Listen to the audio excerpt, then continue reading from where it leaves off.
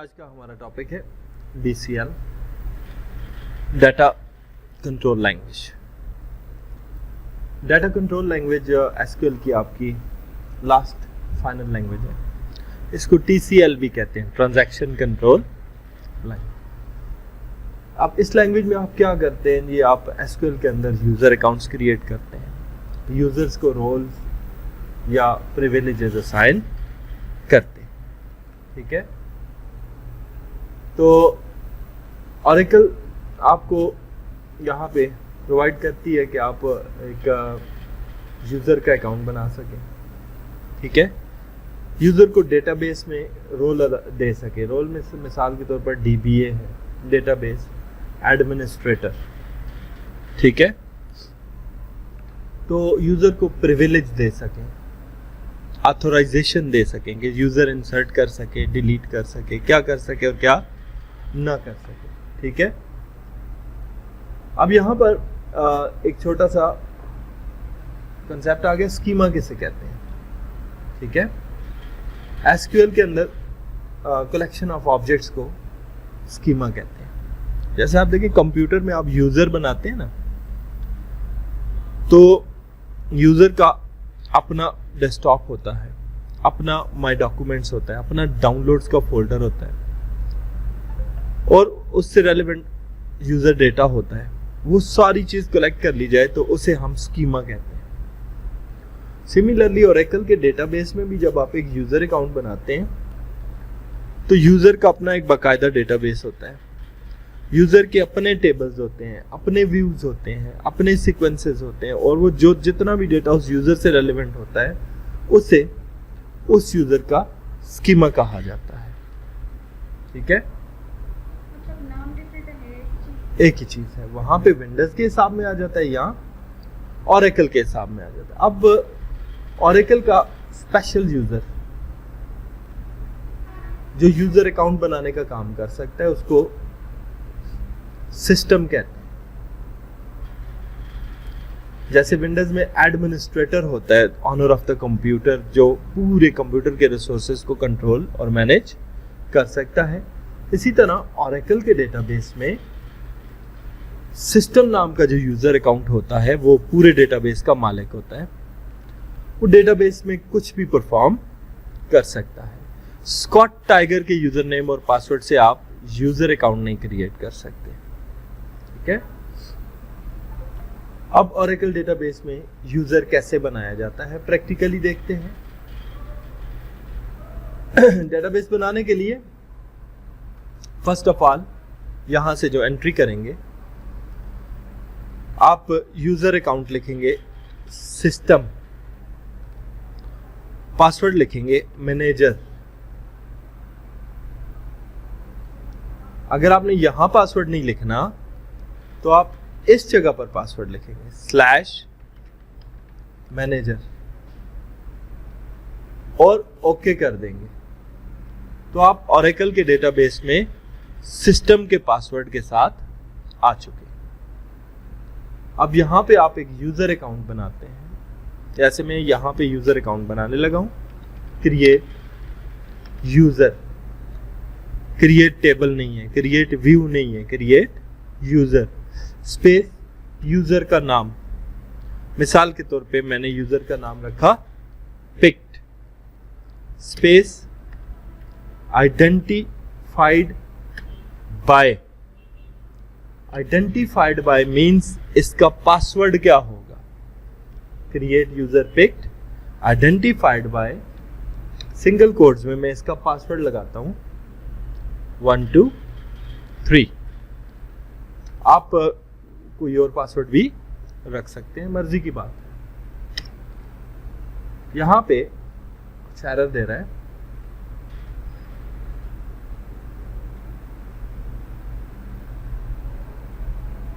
वजह देखते हैं इसने क्यों एरर दी। आइडेंटिफाइड बाय के आगे हमने जो सिंगल कोटेशन की है ये इसने एक्सेप्ट नहीं की, तो हम सिंगल कोट के बगैर इसको क्यूरी करते, फिर भी एक्सेप्ट नहीं की, इसका मतलब है कि हम इसको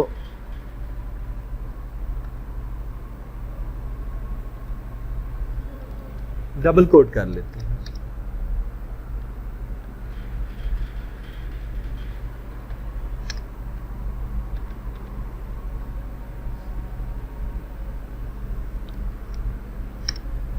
यूजर क्रिएटेड। बाज ओरेकल के वर्जन सिंगल कोड के साथ मानते हैं पासवर्ड को, बाज बिल्कुल कोड मानते ही नहीं है, और कुछ ओरेकल के वर्जन डबल कोड के साथ पासवर्ड को मानते हैं। अब ये यूजर अकाउंट बन चुका है, आप चेक करना चाहते हैं, आप ओरेकल से एग्जिट करें और यहां पे आ जाएं। यहां पे आप यूजर नेम पिक्ड दें, पासवर्ड दे दें 1 2 3। आपसे कहता है जी आपका यूजर अकाउंट तो मौजूद है लेकिन लैक ऑफ क्रिएट सेशन की प्रिविलेज है आपके पास। ठीक है, आपको इस बात की इजाजत नहीं दी गई कि आप डेटाबेस में लॉग इन हो सके। तो क्रिएट सेशन एक प्रिविलेज का नाम है जो एक यूजर को दी जाती है ताकि वो डेटाबेस में लॉग इन हो सके। अब ये प्रिविलेज कैसे दी जाती है, उसके लिए सिस्टम का यूजर ही हमें चाहिए। ठीक है,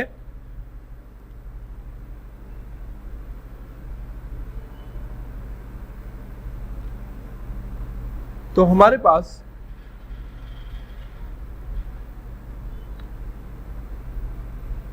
प्रिविलेज देने का तरीकाकार क्या होता है। आप यू देते हैं क्रिएट सेशन अल्टर सेशन। ठीक है, ये लॉगिन करने के लिए होता है, दोनों परमिशन।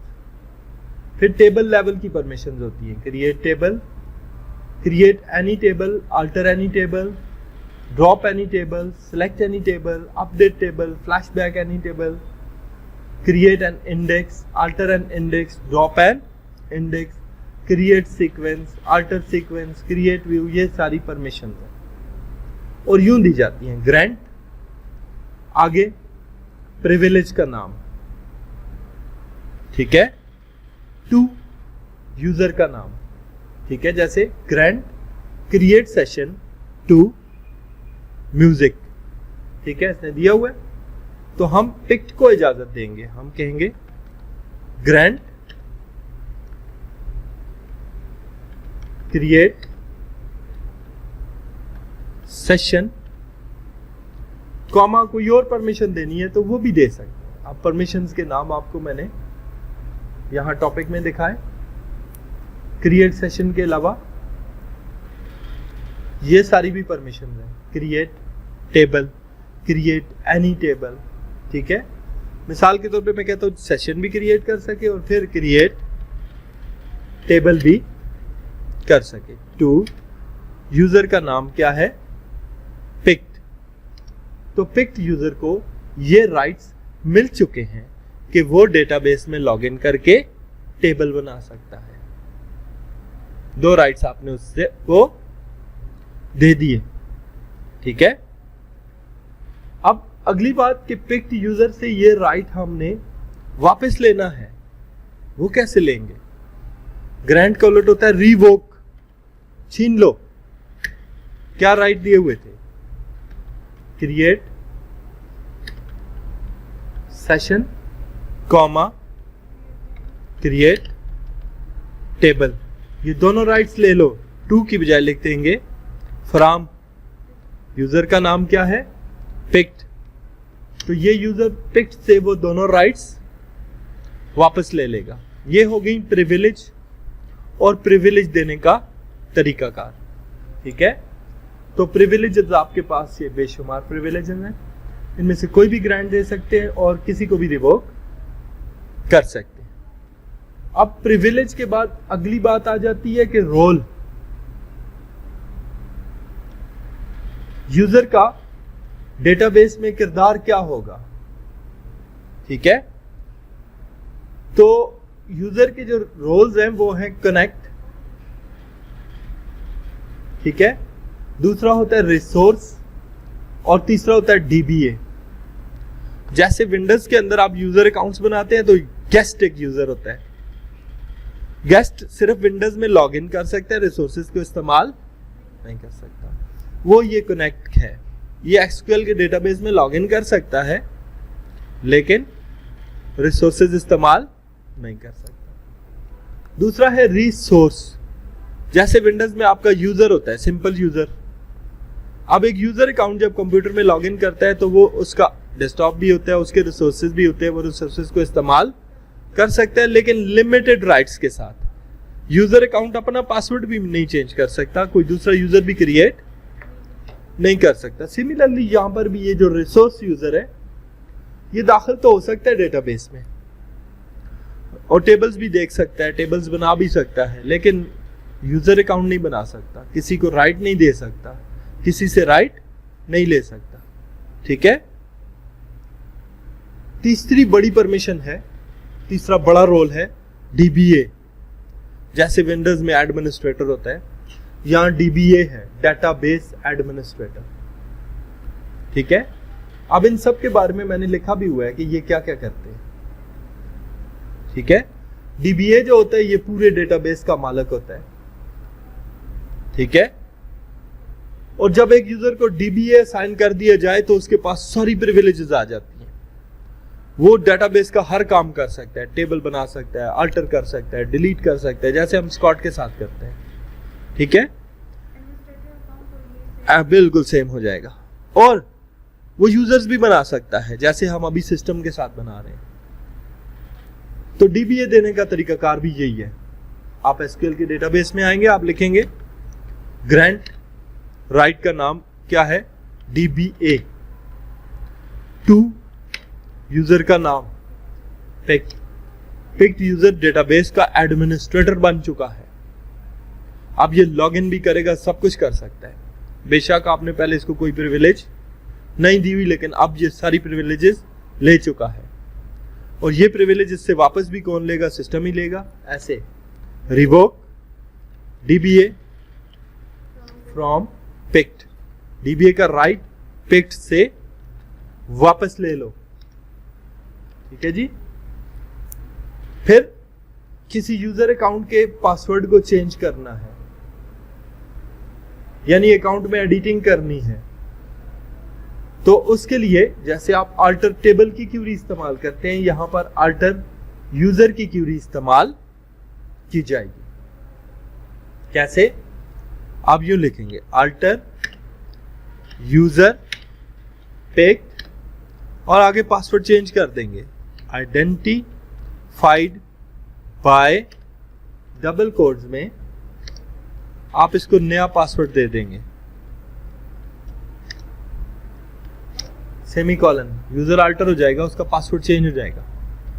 और अगर आपने यूजर अकाउंट ही खत्म करना है बिल्कुल सिरे से, तो आप कमांड लगाएंगे ड्रॉप यूजर, आगे यूजर का नाम लिख देंगे पिक्ट, तो डेटाबेस के अंदर से वो यूजर और उसका सारा स्कीमा डिलीट हो जाएगा।